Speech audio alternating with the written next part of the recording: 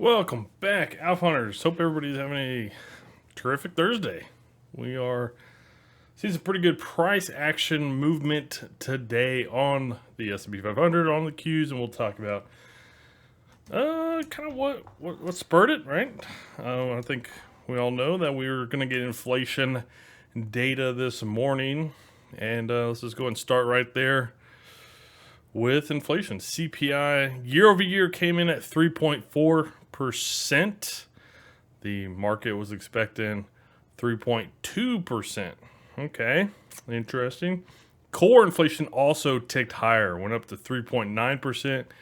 Market was expecting 3.8%. It is still trending down because the previous month it was at 4%.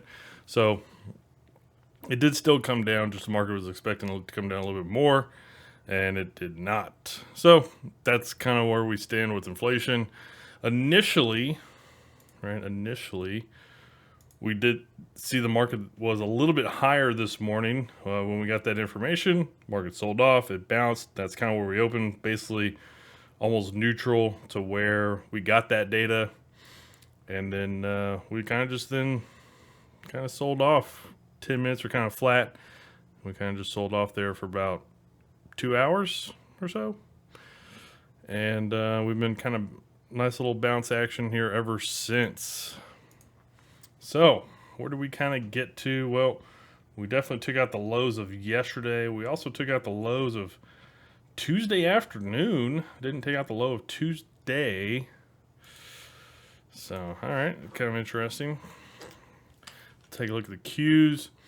Q's having a hard time getting back over this 408 level, or 409 level. It did get open a little bit higher today. Okay. Pretty much the same kind of price action there as the SPY. IWM has been a little bit more hit today. Nice little gap down, traded lower there in the first 30 minutes. And really didn't do too much, kind of chopped around down here for a couple hours. Nice little run here over the past hour and a half on the IWM. DIA. Gap up, sold off pretty strong there first 30 minutes. Same kind of thing as the IWM. Nice strong move here over the past hour and a half. RSP, same kind of deal. Sold off there mostly in the first 30, 40 minutes. Kind of chopped around down at those lows there for a couple hours. And then past hour and a half, been on a nice little run. Okay, so that's kind of the rundown of those five. And a lot of people are probably going to be looking at this. Kind of what we talked about yesterday, this little handlebar or shoulder head. You know, with a shoulder, little mini shoulder, but kind of like, more like handlebars, right? Kind of just more sideways. You know, back in mid-December, kind of sideways here recently. Are we setting up for head and shoulders? I mean, possibly. It's probably a little bit too high right there. There you go. So, yeah, I mean, it's possible. Sets up a little bit of a head and shoulders. Obviously, we were trying to break that 20 EMA today on the RSP. Didn't quite hold. But, I mean, the trading day's not over. Right now, it looks like it wants to push higher. So, we'll see. DIA, the Dow Jones Industrial Average, made another all-time high today. All right. Basically flat right now. IWM definitely snagging some new trending lows for the year. Okay. That's interesting. Still holding under the moving averages here. Tried to have that breakdown. Did not quite have that breakdown hold yet. So we'll see. Qs had a pretty good sell-off today. Checking back into that moving average around the 10 EMA area. Okay. SPY. Checking back also that 10 EMA. Very quick, sharp sell-off today. Now I want to bring it up side by side here. And one reason why we do want to do this perfect is, well, we got both of these. You know, you can see here, both of these right here next to each other. You got the SPY making a higher high. Kind of talked about this yesterday. If this happens, you probably see some selling come into the market. We did get that on the open, and we have lower high there on the Qs. So typically whenever you see these kind of switches happen, we kind of went back on that yesterday, Kind of talked about, the low back in October, the high back in the summer, July. This is typically what, the market kind of tells you, hey, we're changing the trend as the Qs are no longer making highs and the Qs start to go in another direction. Right. So anyways, this is something you're probably going to pay attention to here over the next couple of days as, maybe we have started to see the breakdown on the market. So yeah, other than that, we did see that kind of mission that might happen today on the gap up from CPI. So we'll just see if we have that follow through here for the next couple days. I know people going to try and buy the dip. Kind of makes sense. We did sell off pretty sharply this morning. So not going to be the easiest thing, but I wouldn't be surprised if we do sell down here over the next couple days. All right, take a look at some things that we got. Let's see, we got sentiment survey. Let's take a look at sentiment survey. Let's see. So first full week of sentiment survey in the new year. And it was basically flat to last week. Okay. Basically flat to last week. Not too much changed. A little bit of an uptick on bearishness, but not too much change. All right. Okay. Fair enough. VIX for the week it's traded down. There we go. For the day. For the day it's kind of flat. Nice little big upper hammer candle, upper wick there. Dollar still just hanging out. Okay, so it tried to push higher. You can see all these tops that we got over the previous couple of days. Tried to push higher today, and it has come back down, even fallen here recently. So, yeah, that was kind of what you were looking for. You were looking for that push higher. We got that push higher, but it's not holding. So if it comes back down, you're probably gonna play it. If we break today's low on the DXY, the dollar, you're probably just going to take that bearish back down. So anyways, that's the way I would look to play it. And you can probably have two different stop loss levels. I would want to have one above this wick high back on January 5th. It's also where the 50 EMA is coming down. So you probably want to have it a little bit above that. And if it kind of does another wick, but in the downward direction, and then bounces, then that might freak you out. Maybe you lower your stop to just above today's wick. So anyways, that's kind of the way I would look to play that on the DXY. GLD breaking down a little bit. So it's interesting. Gold kind of, dollar's kind of flat. Gold breaking down a little bit. Okay. Gold might just be on a little bit more of a rest here. All right, fair enough. 10-year yield. 10-year yield made a new high. It kind of came back down to the same lows that we had yesterday. Kind of check in with the moving averages. Yeah, I don't really have anything. It's just still sideways there. All right. 10 and 2 inversion, so that means the 2-year yield is going to be dropping pretty good. Let's go ahead and take a look at that. So the 10 and 2 inversion's popping pretty strong. So yeah, you got the 2-year yield dropping off pretty sharply there. Okay. Even though the 10 year's not exactly being super bullish today, the 2 year's definitely dropping more than the 10-year. So we are seeing that 10 and 2 inversion start to climb higher.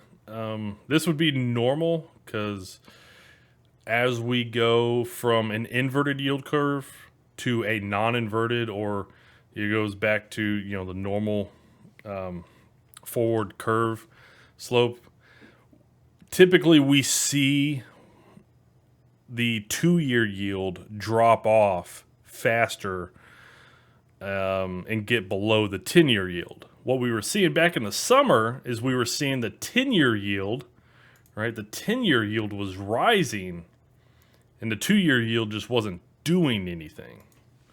Okay, so that is typically not how we see the yield curves uninvert, but market dynamics, things change in the market. So, not to say it's not possible for us to not do that, but that's just typically not how it works. when we have an inverted yield curve and we go to a non-inverted yield curve. All right, so we got HYG. So yields are down, bonds should be up, bonds are up, right? Kind of retesting into this level. We had a false breakout above this level, and this is really just more of a zone. Very important. I mean, I wouldn't want to do anything right here, right now, honestly, until we got above probably this little head that we put in back on December 27th. I mean, other than that, you could maybe try to play this for a little bit of a small position bearish, as we got that breakdown back below this line, support and resistance area, and because you have a very clear top here recently, up above the 78 top area, so you can take a little bit of a small position, and then if it starts to break down, you can just add more to that bearish position, HYG, or any one of these three bonds we'll take a look at.